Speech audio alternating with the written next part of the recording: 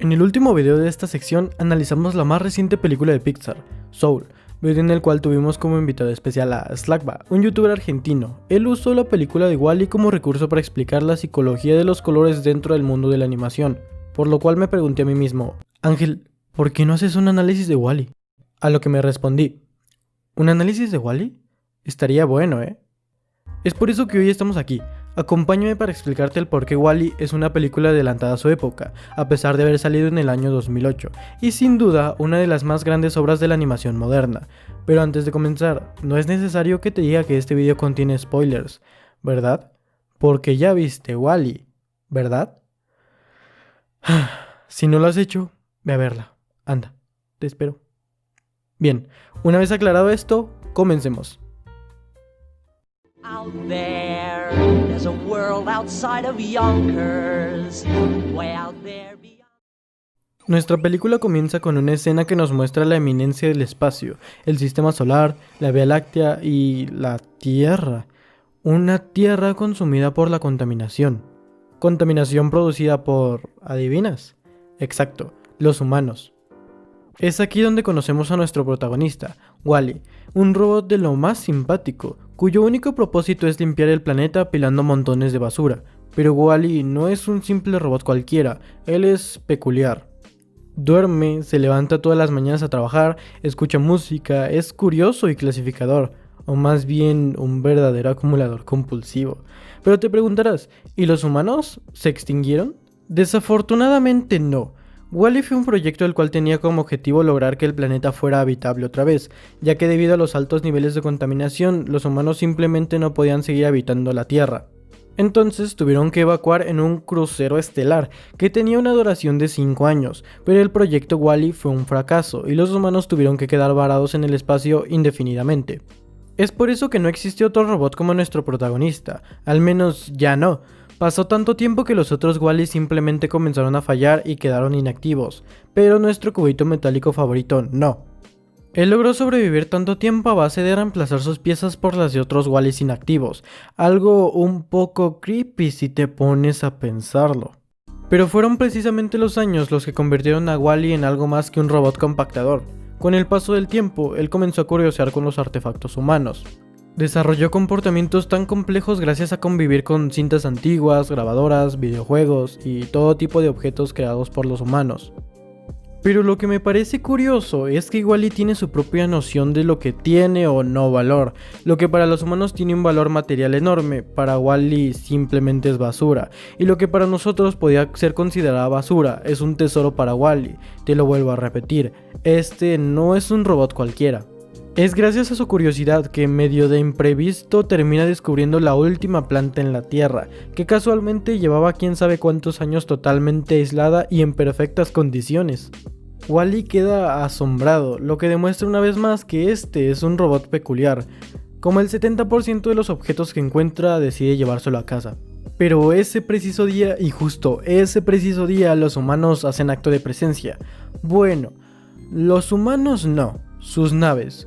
Justo cuando WALL-E llega a casa, un pequeño láser apunta fuera de su hogar, y como nuestro robot no puede simplemente ignorarlo, decide perseguirlo y queda atrapado en una situación bastante peligrosa.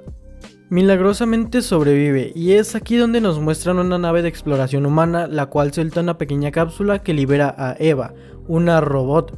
Sí, es chica, creo. Eva tiene un solo propósito, encontrar vida en el planeta, o cualquier indicio de que la Tierra pueda ser mínimamente habitable otra vez. Y como nuestro protagonista no tiene nada mejor que hacer, decide enamorarse de una robot que literalmente lo quiere matar, y es que a Eva no le importa nada más que su misión, y demuestra que no permitirá que nada se lo impida. Esto contrasta totalmente con WALL-E, como ya lo he mencionado. Él ha aprendido el comportamiento humano, y tal vez sin querer comenzó a adoptarlo. Esto no es nada raro, la inteligencia artificial actualmente ha llegado a tal punto que es capaz de imitar nuestro comportamiento. Escucha bien esta palabra, imitar. WALL-E no imita, WALL-E lo vive en realidad. Las emociones son parte de él, las aprendió con el tiempo, a diferencia de la inteligencia que tenemos hoy en día, bastante experimental. Enfocada casi en su mayoría a optimizar y perfeccionar procesos humanos, autos que se manejan solos, drones que reducen los tiempos de entrega, el reconocimiento de voz. Toda esta inteligencia ha demostrado superar en muchos aspectos a las cualidades humanas, aunque hay algo que no hemos logrado, la conciencia. Pero por ahora regresemos a Wall-E. Después de que este se enamora de Eva, trata de llamar su atención de todas las maneras posibles, lo cual a Eva no parece importarle. Ella solo se centra en su misión. Pasan los días y sigue sin conseguirlo. Aquí es donde se da una escena interesante. Al Eva no lograr su misión, se da la oportunidad de preguntarle a Wall-E su directiva. Esto da la pauta de que ambos conocen al menos cierta parte del lenguaje humano, y mejor aún, lo comprenden.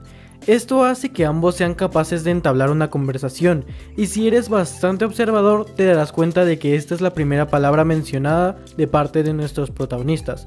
Habíamos escuchado a los humanos hablar en anuncios holográficos y grabaciones, pero nunca a Wall-E. Esta película centra su primer acto totalmente en presentarte la situación en la que vive el protagonista, la soledad. Sí, pese a tener un compañero, Wall-E está solo casi en su mayoría.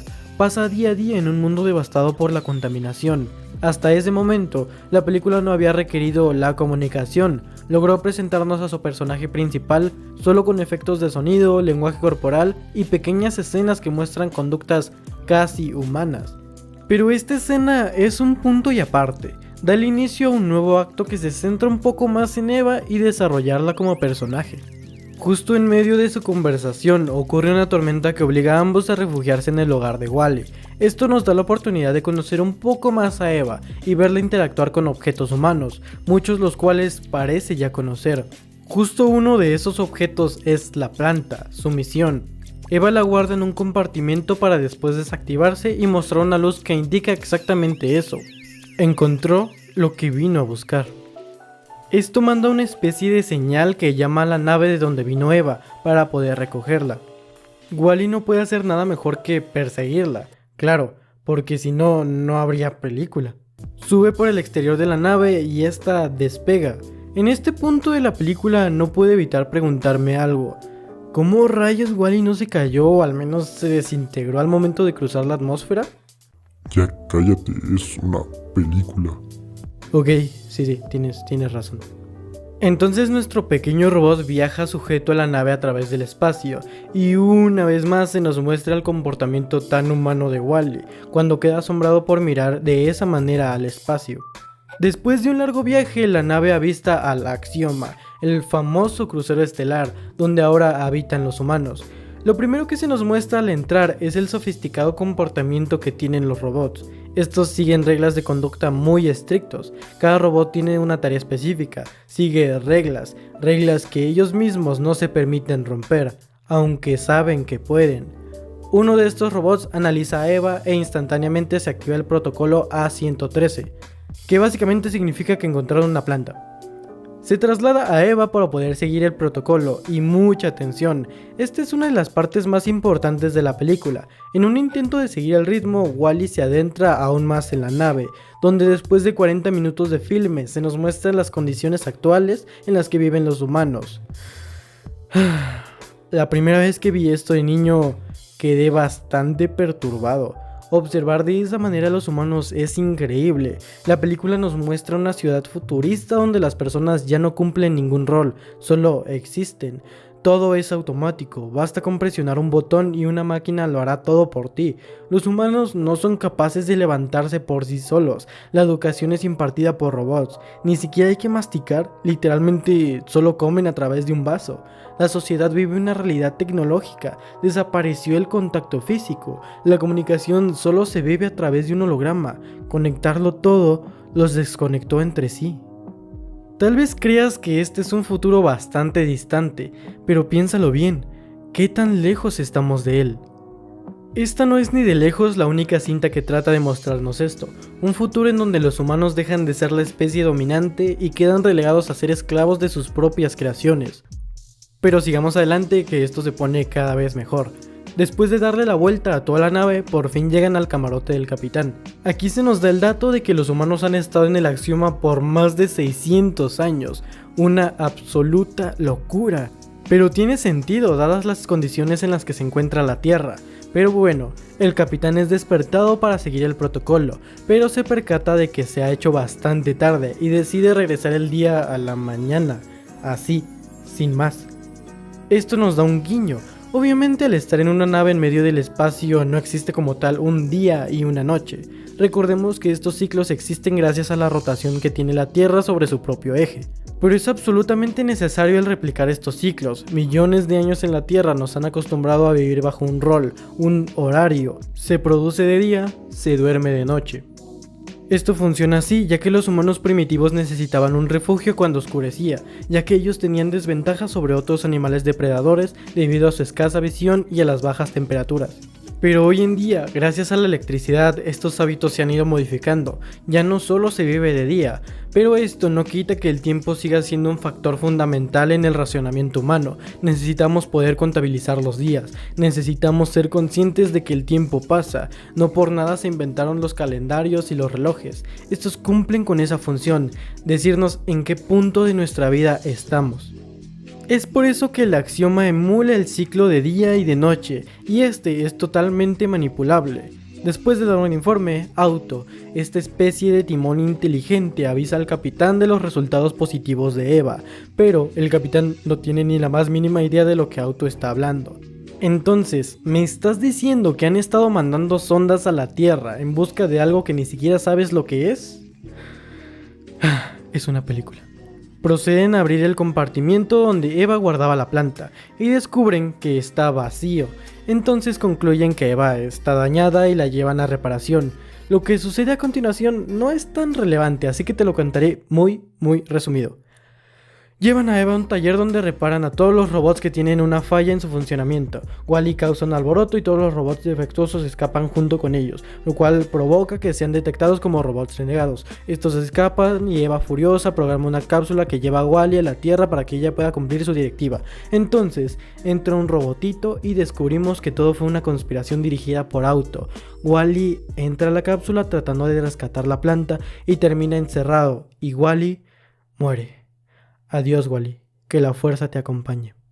Pero luego descubrimos que no, Wall-E de una manera milagrosa sobrevive con la planta. Esta escena es importante ya que demuestra la evolución de Eva como personaje. Ahora Eva es capaz de transmitir emociones más complejas como la euforia y la alegría. Probablemente ella haya llegado a este punto gracias a la convivencia que ha tenido con nuestro protagonista.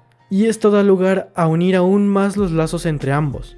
Mientras todo esto pasaba, el capitán se encargó de indagar a detalle sobre la historia de la humanidad, la cultura, la tierra, la comida. Descubre el valor real de la planta, y esto lo motiva a seguir a toda costa con el protocolo para volver a la Tierra. Nuestros protagonistas se las arreglan para poder volver al camarote, y son descubiertos por Auto. Es entonces que se nos muestra la verdadera razón del por qué Auto no permite que se lleve a cabo el regreso a casa. El director de BNL había dejado un mensaje aclarando que el proyecto Wall-E había fracasado y que lo más conveniente para los humanos era seguir en el axioma. Entonces Auto podría decirse que es el villano de la película, pero si lo ves desde otra perspectiva, realmente no tiene nada de villano. Lo único que quiere es proteger a los humanos, ya que el regreso a la Tierra es bastante incierto, solo sigue protocolos y reglas ya establecidas. El concepto de que las máquinas se rebelan no es algo nuevo en el cine. Un ejemplo de lo más claro es Terminator, película en la cual los robots causan una guerra contra los humanos en su afán de perfeccionar sus metodologías y descubren que los humanos somos innecesarios en sus planes de conseguir un planeta perfecto. A Auto solo le falta algo, la conciencia. No recibe estímulos de ningún tipo, a diferencia de Wall-E y Eva que han logrado acercarse a este concepto.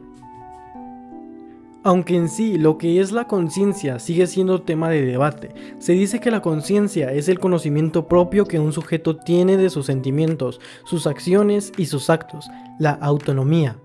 Esta película utiliza este debate como recurso para mostrar que en un futuro la conciencia dejará de ser exclusiva de los humanos, dejaremos de ser los únicos seres que sean capaces de demostrarla, porque hoy en día nos seguimos preguntando si los animales son conscientes, ya que no podemos comunicarnos con ellos. A partir de aquí se genera un conflicto entre la conciencia y los protocolos. Los humanos quieren volver a la Tierra, pero los robots deben seguir sus reglas. En medio de este conflicto, Wall-E termina seriamente dañado, una razón más para que Eva quiera regresar a la Tierra y poder reemplazar las partes de Wall-E. Auto hace lo imposible para impedirlo, pero con ayuda de los humanos y los robots rebeldes, logran poner la planta en el holo detector e inician el regreso a casa, que literalmente no tarda ni un minuto. En cuanto aterrizan, Eva lleva a Wall-E a casa y comienzan a reemplazar todas las partes dañadas. Cuando lo consigue, Wall-E despierta, pero pierde toda expresividad, pierde la memoria, vuelve a ser solo un cubo de hierro que sigue reglas. Lo que hacía especial a Wall-E no era su programación, era todo lo que había aprendido con el paso del tiempo. Es exactamente lo que pasaría con nosotros si borramos toda nuestra historia. Lo que nos hace humanos, lo que nos distingue es nuestra historia y cómo hemos aprendido de ella. Wall-E es una película que utiliza la conciencia para que te cuestiones el futuro que te espera. ¿Vives feliz en tu propia ignorancia? De ser así, estamos condenados a ser esclavos de nuestras propias creaciones, esclavos de nosotros mismos.